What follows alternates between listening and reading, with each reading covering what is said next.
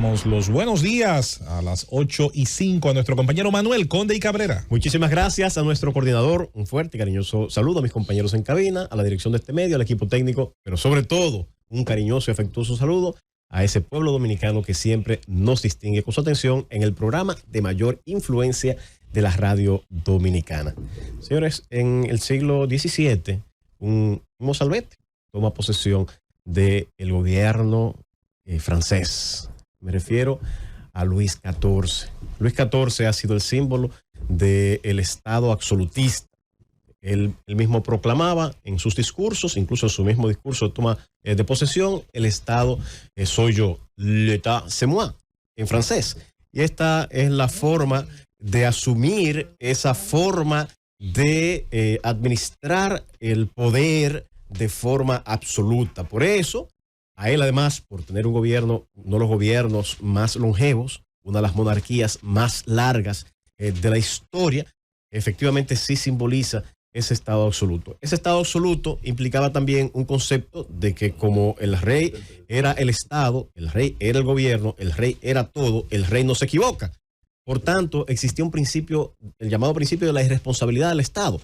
El rey no, por sus actuaciones no respondía, porque incluso estaba por encima de la ley.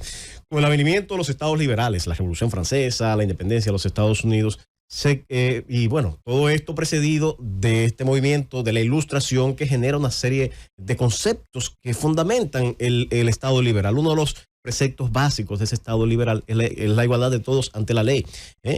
La igualdad de todos ante la ley, que nadie está por encima de la ley. Esto implica que inclusive el monarca, inclusive el presidente, inclusive el jefe de gobierno tenía que sujetarse a los principios y mandatos de la ley. Ya esto coloca dentro de la esfera de control a ese funcionario que se entendía por encima del bien y del mal. Incluso en las teorías que fundamentan las monarquías está de fondo una designación divina. Este hombre era un hombre iluminado, designado por Dios. Eran los designios de Dios los que hablaban a través de ese monarca. Pero qué bueno que la humanidad superó esos estadios bastante atrasados y que colocaban a una buena parte de la humanidad en un estado prácticamente de esclavitud. Imagínese usted que ese rey pueda decidir sobre su vida y su muerte sin por ello responder ni el presente ni el futuro. Y que le dañe su patrimonio, le afecte su patrimonio y que no existan medios para hacerlo. Todo esto ha cambiado. Estamos en un estado moderno, un estado que ha establecido límites. Dentro de los principales límites al poder omnímodo de ese monarca, del rey, de un presidente, de lo que sea, está de frente las constituciones, que es el primer intento de establecer esos límites al poder. Primero con estas técnicas que de alguna manera teoriza de manera bastante precisa el barón de Montesquieu en El espíritu de las leyes, y que todos los países que llevan a cabo estas revoluciones liberales instauran de una manera u otra, con sus estilos bastante originales, ese modelo parlamentario europeo o el modelo presidencialista estadounidense, pero al fin de cuentas tratan de dividir ese poder y generar una serie de balances y contrapesos entre esos poderes, y jugando un rol esencial, sobre todo en el sistema presidencialista americano, ese poder judicial que ayuda a que cada uno de esos poderes se mantenga en el ejercicio de sus límites y estableciendo las sanciones cuando aquellos que se exceden en el uso de sus facultades. Hacemos este preámbulo, sobre todo en el marco del contrato de Arodón y de su revisión, porque ese estado monárquico del que hablamos, existía esta figura de una protección excesiva al monarca y a los funcionarios o burócratas que administraban la cosa pública. Actuaban, cometían errores, cometían abusos y no respondían. Esto fue variando y a través de varias decisiones del Consejo de Estado fueron generándose cambios significativos, y a través luego de legislaciones, primero evolucionando hacia la llamada teoría del fisco.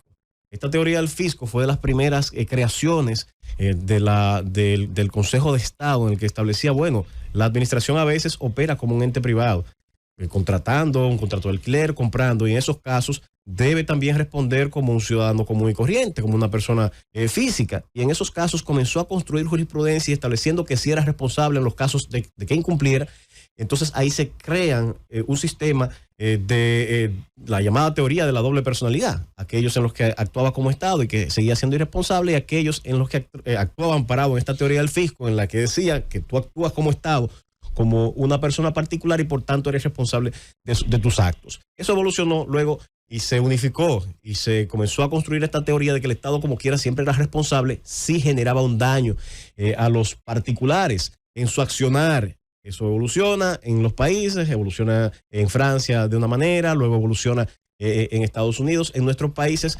también, en términos teóricos, evoluciona. En la República Dominicana siempre ha estado ahí esa responsabilidad subyacente. En el Código Civil, en el 1382, si usted causa un daño a otro, está la obligación de repararlo.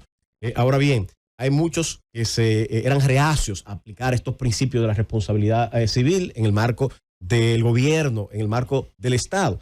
Y ante esa, vamos a decir, apatía o resistencia a aplicar esos principios de la responsabilidad civil a los funcionarios del Estado y al mismo Estado, bueno, pues se construye precisamente en la República Dominicana un engranaje legislativo.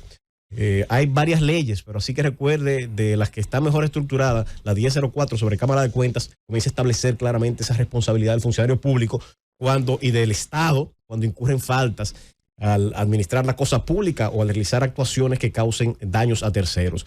Más adelante, la 41-08 de función pública claramente lo dice.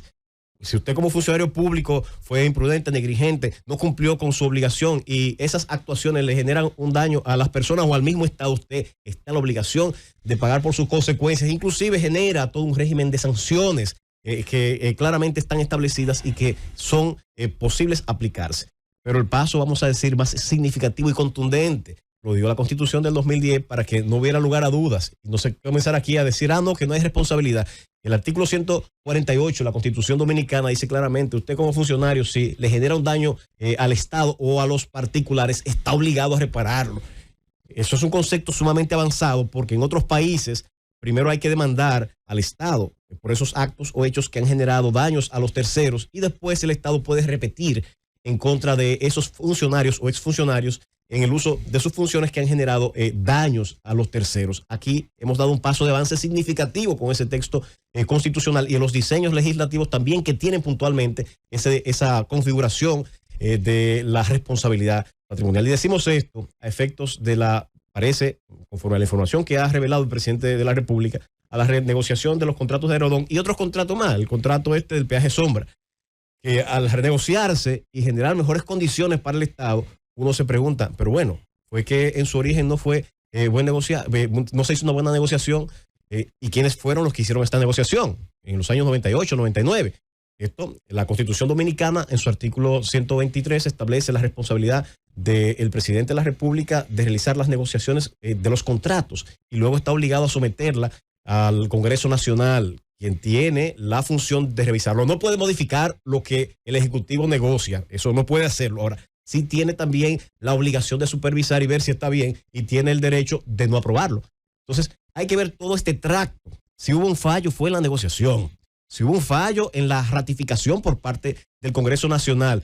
Ahora, si no hubo un fallo ni ahí, ni en el otro punto, ni en la discusión y negociación, ni tampoco en la ratificación por parte del Congreso, sino en la ejecución, es decir, una falta apropiada de fiscalización, tenemos que ver cuáles eran los funcionarios que tenían a cargo esa supervisión y que no obligaron a esos contratistas a cumplir con el mandato de ese contrato. Entonces, aquí claramente tenemos que, en función de este histórico que hemos hecho, estar claro que nuestro ordenamiento jurídico establece claramente las responsabilidades a cargo del Estado y del funcionario público.